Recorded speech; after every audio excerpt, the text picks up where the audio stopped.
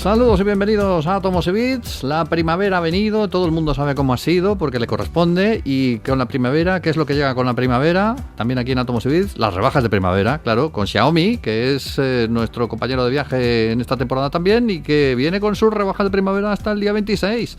Rebajas de primavera, vamos a ver, por ejemplo, un telefonito, un Poco F4, 6 GB más 128, 349,99, lo han bajado. Antes estaba casi en 400 euros, pues ahora lo han bajado, toma, casi 50 euros.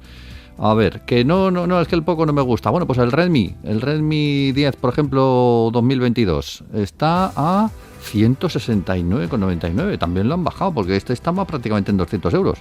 A ver, anda, y el Redmi Note 11, 4 GB, también lo han bajado, también un 30%, 169,99. Bueno, estas son algunas de las rebajas, porque hay más. Son las rebajas de primavera de Xiaomi, de magia, de cine.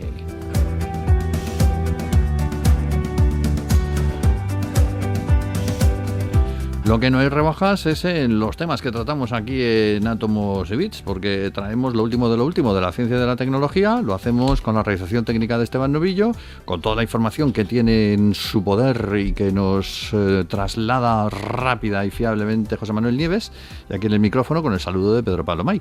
Así es que lo primero es lo primero. Don José Manuel, ¿cómo está usted, señor?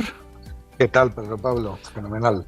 Pues mucho me alegro, porque nos tienes que hablar de algunas cosas muy interesantes, empezando por el tema del Big Bang, que es un asunto que hemos tocado como 100 millones de veces y vamos a tocar todavía 156.236 millones de veces, porque es súper interesante, porque cada 2x3 están saliendo informaciones al respecto y ahora... pues con una imagen que lo dice todo, cómo destruyó el espacio-tiempo en pedacitos. Bueno, vamos por partes, como dices tú. Empezamos hablando del Big Bang, de las ondas gravitacionales y todo lo que generó cuando empezó a respirar Brahma en el universo. Madre mía. Pues sí, la verdad es verdad que hemos hablado muchas veces del Big Bang y las que nos quedan, ¿no? Porque sí, es alucinante, o sea, los esfuerzos que está haciendo la ciencia por entender cómo fueron esos primeros instantes en los que surgió todo el universo que nos rodea, son titánicos, ¿no? Son titánicos. Y ahora mismo, pues vamos a ver uno de ellos, ¿no? Uno de ellos que nos dice que al principio de los tiempos, es decir, cuando el universo surgió durante el Big Bang, ese comienzo fue tan violento que se fracturó, o sea, nació el espacio-tiempo junto con la materia y con todo lo demás, ¿no? Materia, energía, también surgieron en el Big Bang el espacio y el tiempo, pero era tan violento que ese mismo espacio-tiempo se fracturó, se rompió en pedazos como lo haría un espejo al que le tienes una pedrada, ¿no? Todo lleno lo tienes presente, ¿no? Todo lleno de fragmentos, ¿no? sí. Claro, eso significaría que al principio, hasta que las cosas luego se estabilizaron, podría haber habido en cada fragmento una configuración distinta de espacio-tiempo. Y fíjate las implicaciones que puede llegar a tener eso, ¿no? Pero claro, como en el universo estaban sucediendo otras cosas, que ahora mismo te cuento, esas fracturas, antes de que se estabilizaran, lo que debieron de hacer, sin duda, es liberar una auténtica inundación de ondas gravitacionales que se expandió por todas partes. Los científicos creen que no solamente esas ondas gravitacionales es posible detectarlas, sino que incluso es posible que las hayamos detectado ya y que no nos hayamos dado cuenta de ellas, no hayamos sido capaces de identificarlas, ¿no? Sí. Te voy a contar cómo, o sea, más o menos cómo se producirían estas fracturas en el espacio-tiempo, cómo el Big Bang puede fracturar el espacio-tiempo, ¿no?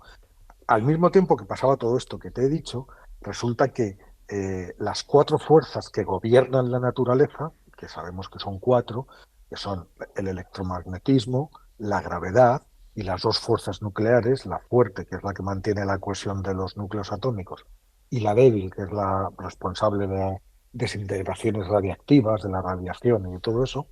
Bueno, pues esas son las 4 leyes, las 4 fuerzas de la naturaleza y no parece que haya más, ¿no? Bueno, pues al principio...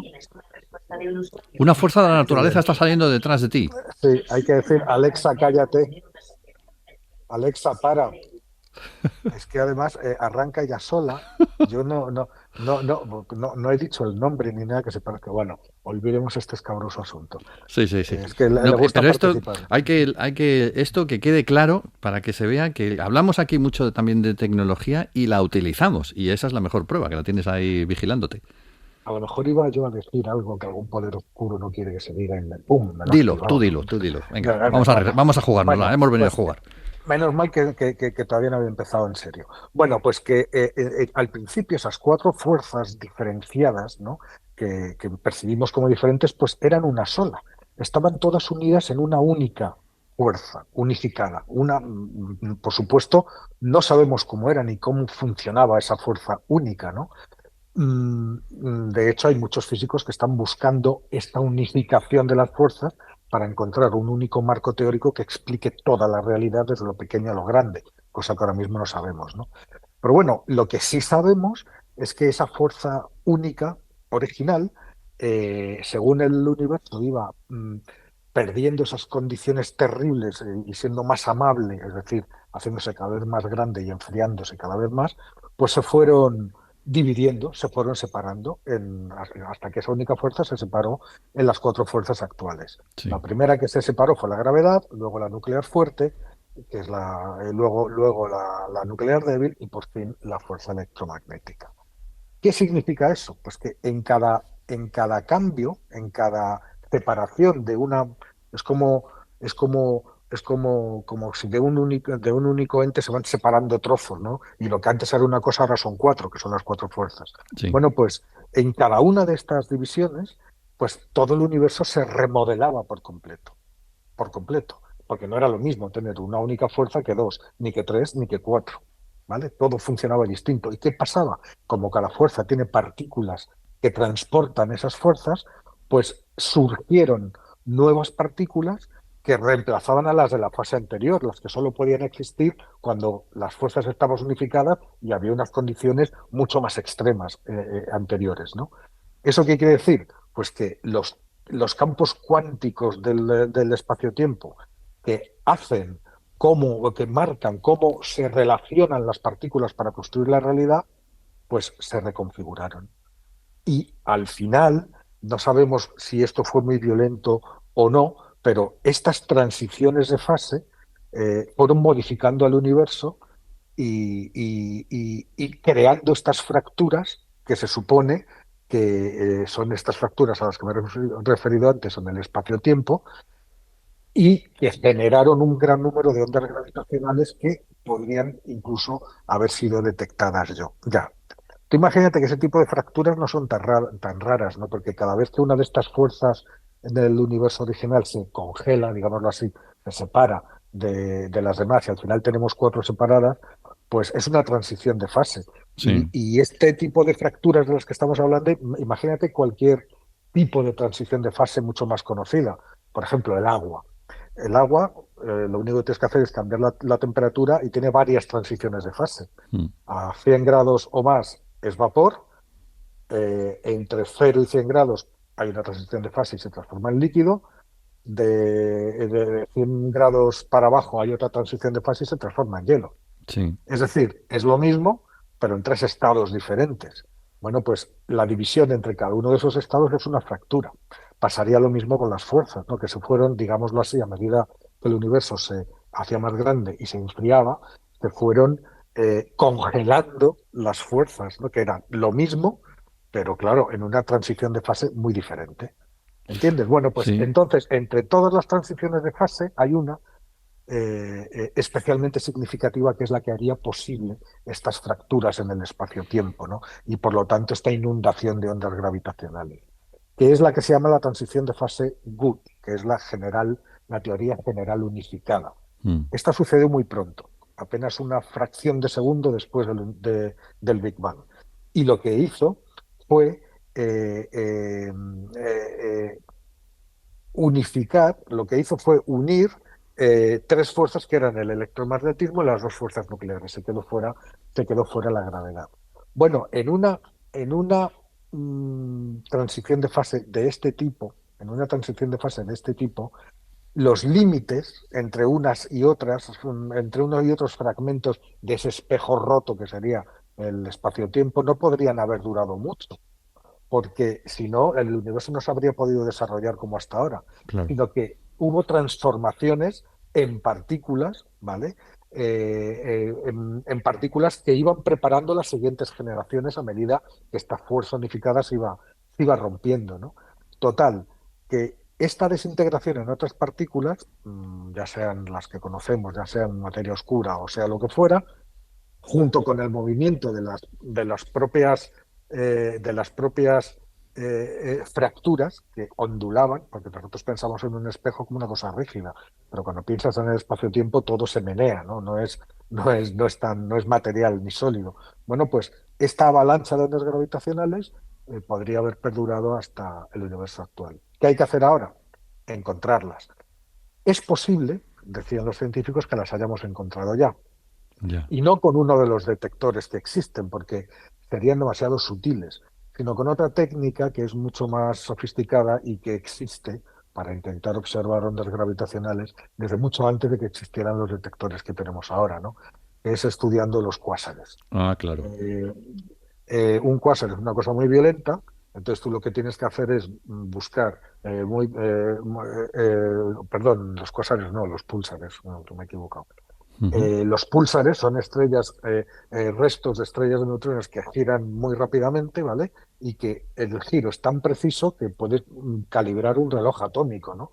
O sea, cada una gira con una precisión, damos, X veces por segundo, siempre. Pum, pum, pum, pum, pum, pum, pum. Puedes calibrar un reloj de la máxima precisión. Bueno, pues como tú conoces la velocidad de giro de uno, coges dos púlsares distantes y si una onda gravitacional que deforma el espacio-tiempo pasa en medio, pues tú medirás una pequeña diferencia en los pulsos. Claro. Eso quiere decir que ha pasado. Bueno, pues ese tipo de onda gravitacional es el que a lo mejor podría haber sido generada por este fenómeno de fracturas del espacio-tiempo.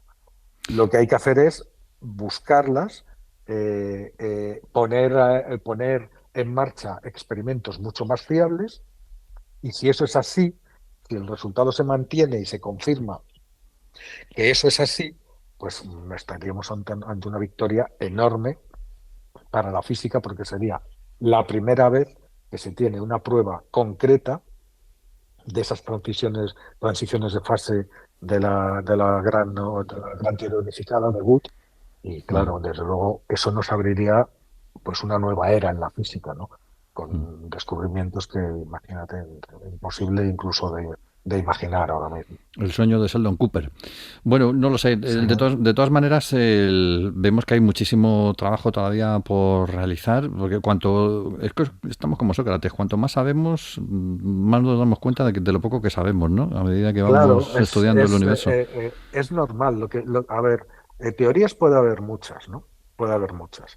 Pero ¿con cuál nos vamos a quedar? O a lo mejor resulta que muchas teorías que pensábamos que eran de cosas separadas pues de repente están conectadas de alguna manera, ¿no? Y no eran verdad ni una ni otra, pero juntas son más verdad que por separado, ¿no? Sí, sí. Entonces vamos añadiendo como piezas al puzzle. Y claro, tú te haces un puzzle de 1 millón de piezas y de repente encuentras una pieza que dices, anda, pues aquí hay una nube. Pero luego encuentras otra y dices, no, vaya, no era una nube. Aunque era una laguna, ¿sabes? Y estamos así, ¿no? Añadiendo piezas, a veces encuentras una pieza que no sabes dónde va, pero de repente aparece otra y te encaja cinco. Sí. Eh, y estamos así, poquito a poco, construyendo ese gran puzzle de la comprensión del universo en que vivimos y de sus orígenes, que allí es lo más complicado, es lo más difícil. Ujú. Claro, podemos reproducir en laboratorio prácticamente cualquier cosa, pero no el instante inicial del universo. Por eso lo que tenemos que hacer es intentar observarlo mirando lo suficientemente lejos en el espacio y por lo tanto en el tiempo, hasta el punto original. Y eso es lo que con mucha dificultad van haciendo los físicos y los astrofísicos. Y aquí lo vamos contando. Muy bien. Bueno, todo eso nos retrotrae a épocas lejanísimas. Vamos a acercarnos un poquito en el tiempo al momento en que, bueno, ya hemos visto esa teoría que parece que tiene bastantes visos de realidad, de que el agua llegó a nuestro planeta a través de los meteoritos, o por lo menos buena parte del agua de la que disponemos ahora mismo, pero hay que especificar que no todos los meteoritos trajeron agua, lo que por otra parte pues tampoco es tan extraño, ¿no? Porque aquí puede caer de todo en cualquier momento desde el espacio. Sí, pero fíjate que, claro, el origen del agua de la Tierra es un misterio sin resolver todavía, ¿no? Pero hay pistas. A ver, sabemos que el 71% de la superficie del planeta está recubierto por agua, ¿no? Mm.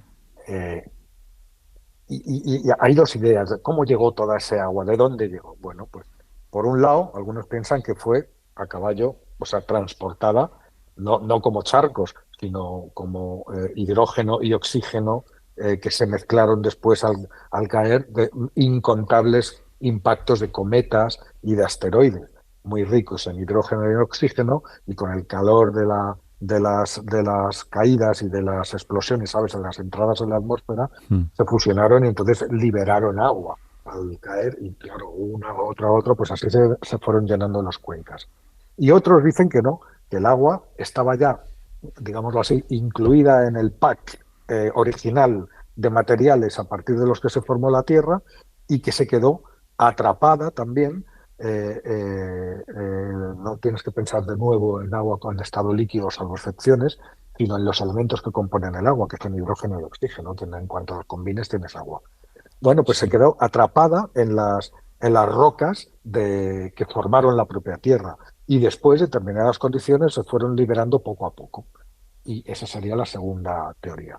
Pero hay mucho, mucho que apunta, porque claro, uno de los meteoritos o de los asteroides más comunes que hay, cerca del 80%, son condritas carbonáceas. Mm. Son un tipo de meteoritos no fundidos, que esto es muy importante, ahora te lo explico, y que contienen hasta un 20% de agua en su composición. Fíjate, un 20%, y puedes contar el número de impactos de asteroides y de meteoritos por millones, seguramente, pues es una fuente de agua Es importantísima. agua, sí. Claro, pero ¿qué pasa? ¿Qué pasa?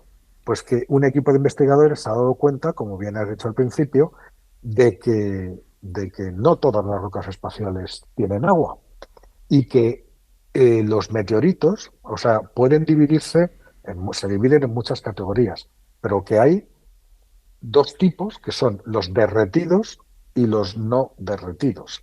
¿Cuáles son los derretidos? Son los que en el origen del sistema solar empezaron a fundirse, a fusionarse para montar planetesimales. Que sabes que los planetesimales son los embriones que después, por acreción de más material y más material, van creciendo hasta convertirse en planetas, ¿no? Ajá. Pero hay muchos planetesimales que quedaron destruidos. Llegaron incluso a diferenciarse, ¿eh? O sea, a ser diferenciados quiere decir cuando un cuerpo ya se hace lo suficientemente complejo como para tener una corteza, un manto y un núcleo.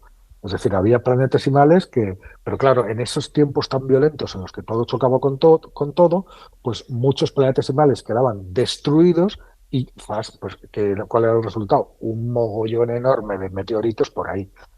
Bueno, pues todos los meteoritos que habían nacido de esa forma a partir de planetesimales habían sido sometidos al fusionarse o al quedarse liberados cuando se rompió el planetesimal a un proceso de fusión. Y en ese proceso de fusión se había eliminado toda el agua. Ah. Toda el agua. Tú dices, toda el agua. Entonces, claro, te tienes que fijar solamente en los que son originales, que nunca habían empezado a formar un planeta y esa obra había sido interrumpida por otro golpe o por algo, sino el material original sin tocar y que todavía no ha sido utilizado, no había sido utilizado nunca para empezar a construir planetas, ese es el que contiene un 20% de agua. Ya. Los investigadores que han hecho han encontrado de estos derretidos, de estos que ya habían empezado a formar planetesimales, pero que después se volvieron a convertir en meteoritos, pues por una colisión, porque eso explotó, por lo que sea, ¿no? Y han encontrado 7 rocas de este tipo y a nadie se le había ocurrido medir en este tipo de rocas los volátiles. En la Los Tierra, dice, volátiles, 7 rocas dentro de la Tierra claro, ya. aquí, claro, los meteoritos aquí ya en la Tierra. Pero a nadie se le había ocurrido porque se daba por hecho. Se daba por hecho de que contenían agua, igual que toda la inmensa mayoría de todos los que conocemos, ¿no?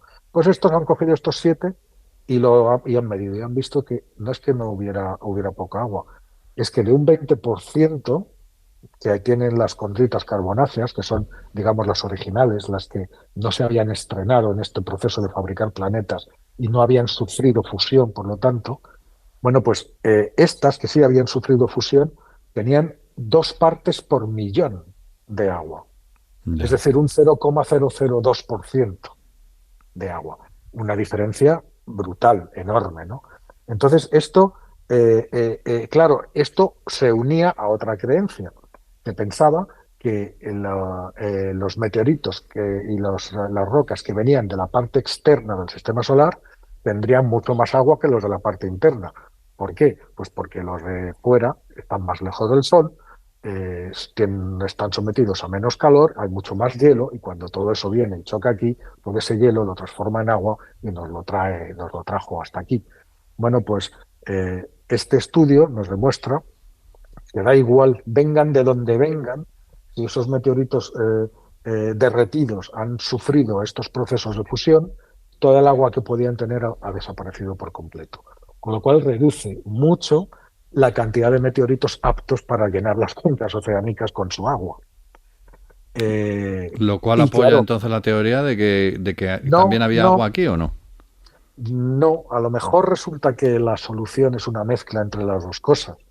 porque es verdad que también podía haber agua atrapada en los materiales originales de los que se formó la Tierra.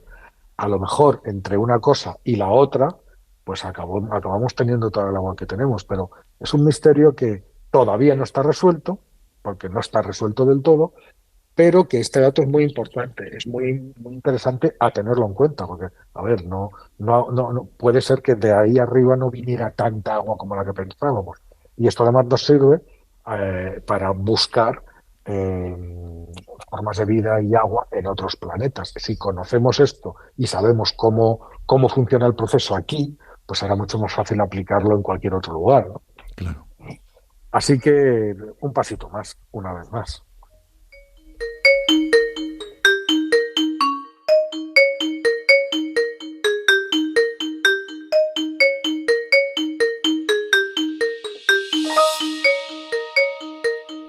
Pues ya os hemos contado que estamos con las rebajas de primavera de Xiaomi y hay que decir que muchas veces hemos hablado de teléfonos, hemos hablado de teléfonos inteligentes sobre todo, pues también de auriculares, bueno, de tecnología ponible, como se llama ahora, los wearables, tal, pero Xiaomi tiene otras líneas de trabajo, por ejemplo la de los electrodomésticos. Tiene ahí un humidificador como es el Xiaomi Smart Humidifier, el número 2, que también está de rebajas en primavera.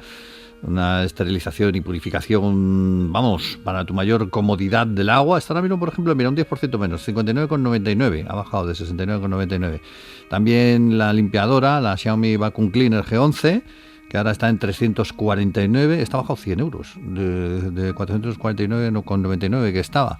Otro purificador, el 4, también ha bajado, de 249 que estaba antes, ahora a 199. Bueno, es que está bajando todo. La lamparita esta, mi Smart LED Desk Lamp Pro, esta también ha bajado. Estaba en 99,99 y ahora está en 69,99. Bueno, pues tienes que entrar en mi.com porque esa es la web de Xiaomi donde puedes ver todos los electrodomésticos y todos los teléfonos móviles, por supuesto, y todo lo demás que tiene Xiaomi que está rebajado en primavera.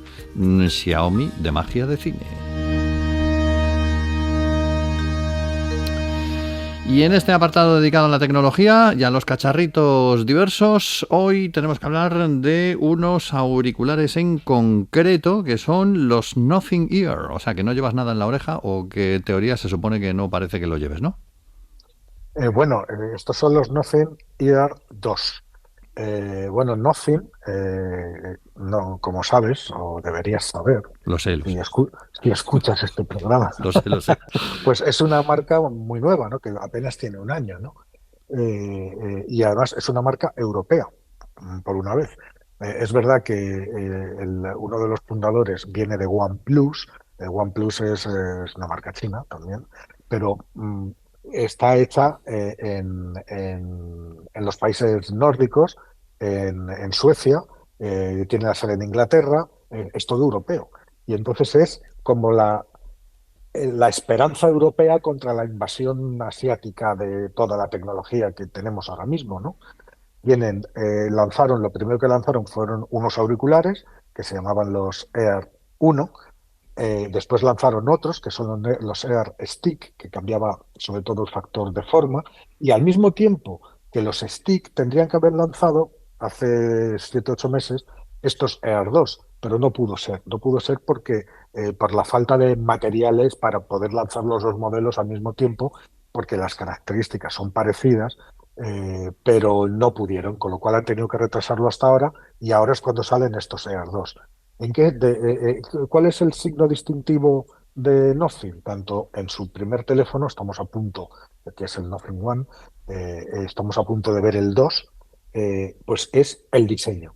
¿Te acuerdas que te dije que utilizaban materiales transparentes, se veían Sí, las sí, sí, tripas sí. del teléfono? Sí. Con los auriculares pasa exactamente lo mismo, ¿no? Tienen un diseño, la verdad es que es precioso, o sea, que es absolutamente futurista, con unas cajas, la caja cargador que es eh, em, parece de cristal y materiales sólidos que se ven parte de los auriculares de dentro. Es decir, muy bonitos, pero muy, muy atractivos, ¿no?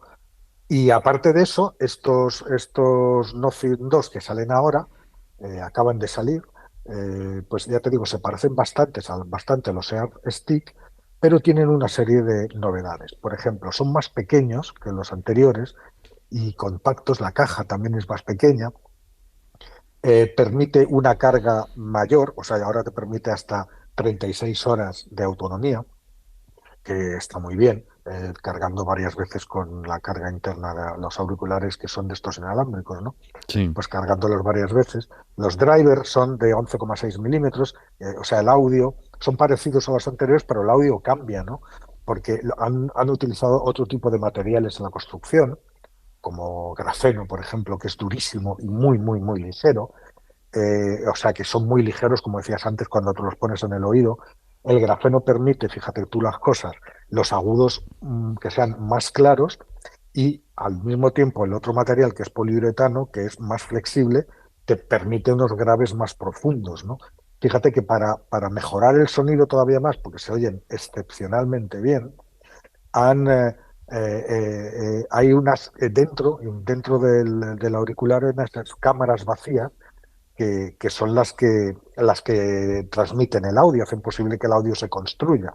Bueno, pues estos tienen dos cámaras en vez de uno y están comunicadas por un orificio. ¿Cuál es el resultado de esto? Pues que tienes mucho menos eco y mucho más nitidez en el sonido que estás escuchando, ¿no? Evidentemente tienen cancelación de ruido automática, tienen un nivel de personalización excepcional, es decir, tú si te molestas en invertir como 15 minutos, que se dice, 15 minutazos, eh, nada más coger los auriculares, te los colocas, entras en el proceso de configuración personalizada, entonces te van a pedir los auriculares que vayas haciendo una serie de cosas. Primero, que te cambies las almohadillas con todos los tamaños que te dan. Y él hace mediciones de qué sonidos entran, qué sonidos salen, cuánto, no sé qué, lo que pasa, lo que tal, los que percibes mejor, los que percibes peor. Entonces te dice, estas son las almohadillas que tienes que utilizar.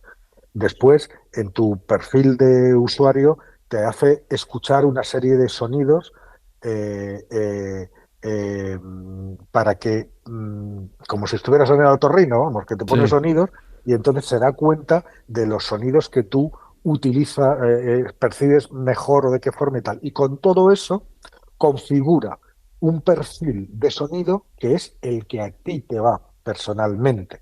Es decir, si se lo pone otra persona, a lo mejor no lo oye tan bien como tú. Tendría que volver a configurar todos los auriculares otra vez para hacerse su propio perfil. O sea, es un audio personalizado, ¿no? Que está pensado exclusivamente para tu oído, si sigues todo este proceso, ¿no? Y la cancelación de ruido, como el auricular, gracias a un microprocesador que controla todo esto, ya sabe si tú escuchas mejor los graves o los agudos, cuáles son las frecuencias que te molestan más, las que escuchas, las que percibes, tal. Como ya sabe todo esto, pues lo detecta en el ambiente y te hace una cancelación de ruido que también es para ti. Es decir, personalizada para que sea lo más efectiva posible.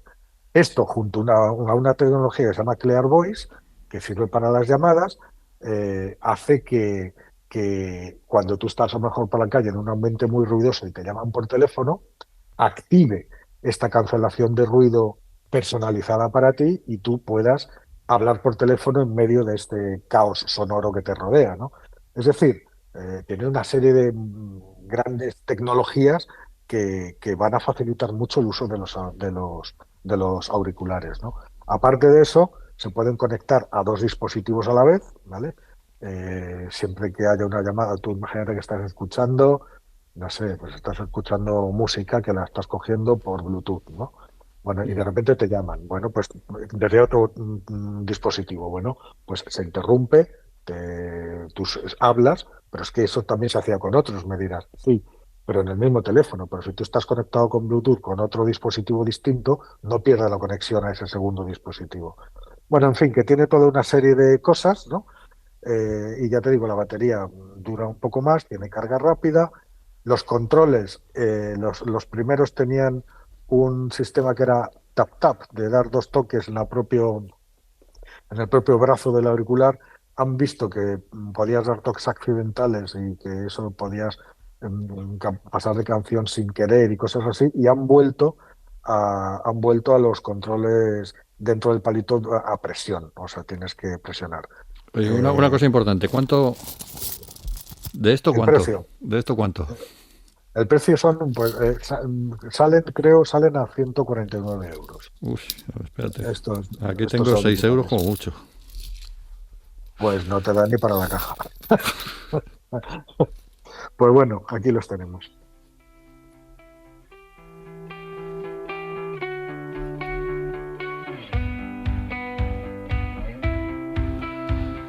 Pues con esos auriculares de Nothing Ear vamos a cerrar hoy el programa. Don José Manuel, muchas gracias por toda su información. Vamos a hacer la digestión de todo ello porque es realmente interesante lo que hemos escuchado a lo largo del día de hoy.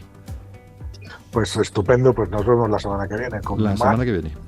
Y mejor no, porque no se puede.